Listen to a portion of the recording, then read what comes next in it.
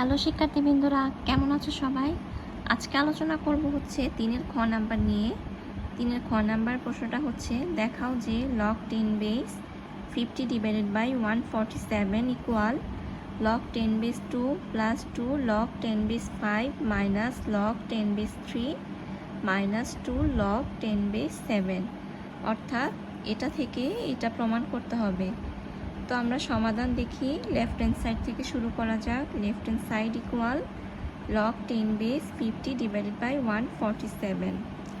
এখান থেকে এটা মানে এত বড় জিনিসটা আমাকে প্রমাণ করতে হবে। তো আমরা প্রমাণটা কিভাবে করব দেখি। লিখব log 10 বেস।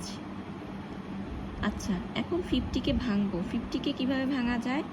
50 মানে হচ্ছে 25 দুগুণে 50, আবার 25 মানে হচ্ছে 5 5 25। তাহলে কি লিখতে পারি? 2 × 5 স্কোয়ার। এবার ভাঙবো 147-কে। 147 আমরা কিভাবে ভাঙতে পারি একটু রাফে দেখি। 147-কে 3 দিয়ে যায়, তো 3 4 12, 2 7 3 9 27, আর 7 7 49, অর্থাৎ 3 × 7 স্কোয়ার লেখা যেতে পারে। তো আমি চলে আসি আমার মানে মেইন অঙ্কে। এখানে আমি 147-এর জায়গায় লিখতে পারি 3 × 7 স্কোয়ার গেল। এরপর লিখব log 10 বেস।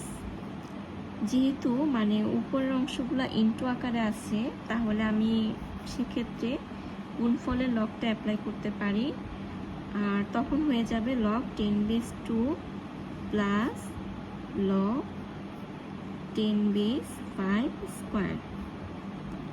আর ভাগ আকারে যেগুলো থাকে সেগুলোকে লিখব মাইনাস দিয়ে, minus log 10 base 3 minus log 10 base 7 square. এই হচ্ছে আমার লাইনটা। এবার মানে যেখানে পাওয়ারে যা আছে এগুলাকে আমি লগের সামনে নিয়ে আসবো। Equal log 10 base 2 plus 2 log 10 base 5 minus log 10 base 3 minus 2 log 10 base 7।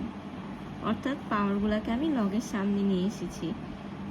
এবার দেখা যেতে পারে যে রাইট হ্যান্ড সাইডের মতন হয়েছে কিনা। হয়ে গেছে, তো ইকুয়াল দিয়ে আমি লিখে ফেলবো রাইট হ্যান্ড সাইড।